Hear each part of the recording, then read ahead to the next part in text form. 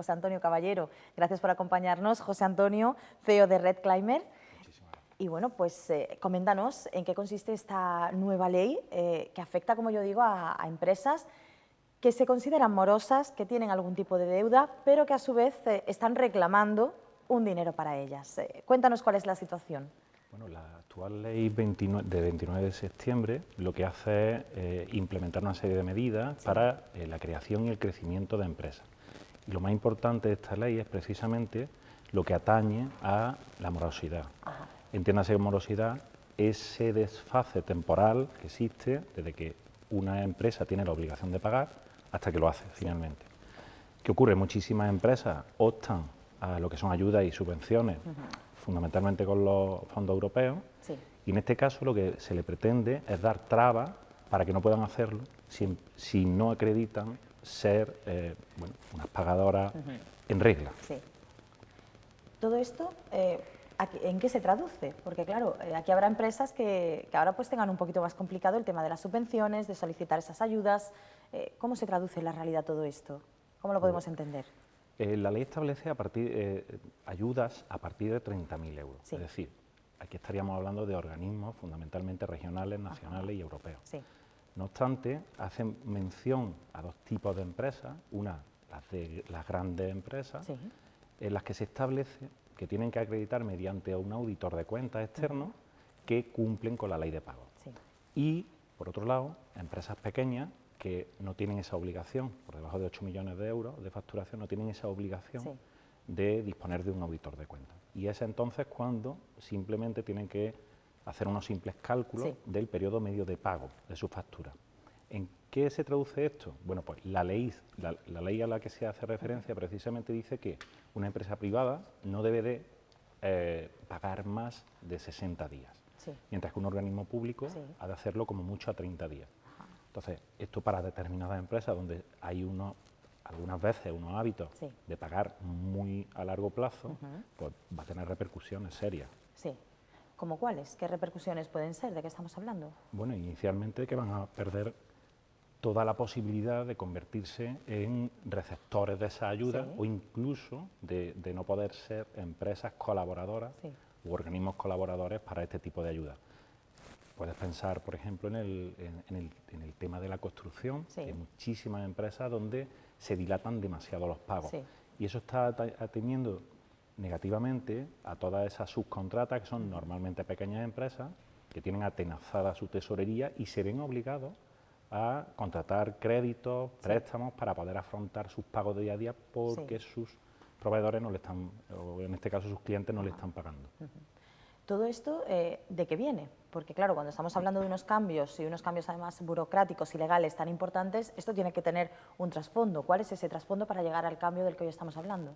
Desde Europa se lleva ya tiempo pensando en que se tiene que hacer algo a este respecto. Además son muchos los informes que hay en este sentido que ponen de manifiesto lo grave que es en muchísimos casos y en casi todos los países europeos lo que se traduce la morosidad. Y aquí en España, por ejemplo, te puedes encontrar que casi el 29% de las empresas tienen riesgo a poder continuar su actividad si sus clientes no les pagan a tiempo. Entonces, desde Europa lo que se pretende es poner ya un coto y esperamos que sea bien recibido por este lado y se instrumentalice lo antes posible, por cuanto que hay muchísimas empresas que están pasándolo francamente mal. Y a partir del COVID, bueno, pues se han empezado a tomar una serie de medidas que ya venían, lógicamente, de mucho antes, pero que ahora se están haciendo efectivas, gracias a Dios. ¿Todo esto cómo se traduce en un futuro inmediato?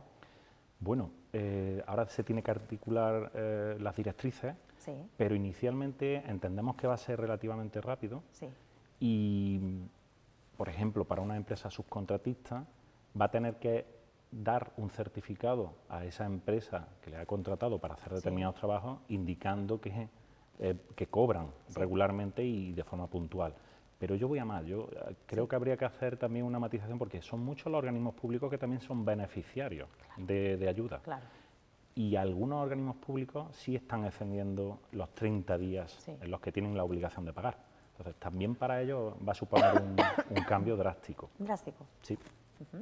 Todo esto, entiendo también que habrá personas, pues como es tu caso, ¿no? que puedan orientar a las empresas que se encuentren ahora un poco en ese punto de decir, bueno, qué es lo que se puede solicitar, qué es lo que no, cómo se tiene que hacer todo para que todo esté dentro de un marco legal.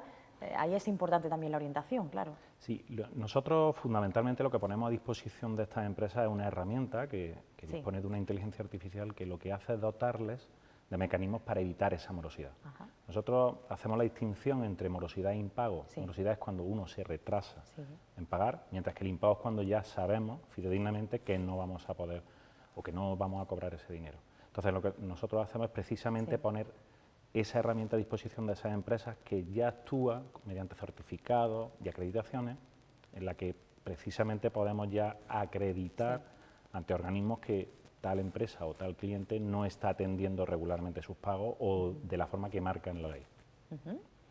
¿Dónde os pueden encontrar a vosotros?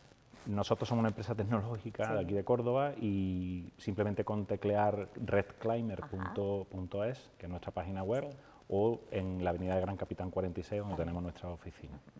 Todo esto, ¿cómo lo ves tú? Desde tu punto de vista de experto, ¿cómo lo ves? ¿Crees que puede ser algo positivo, algo que a largo plazo va a dar tranquilidad también? No sé, ¿cómo lo prevés tú?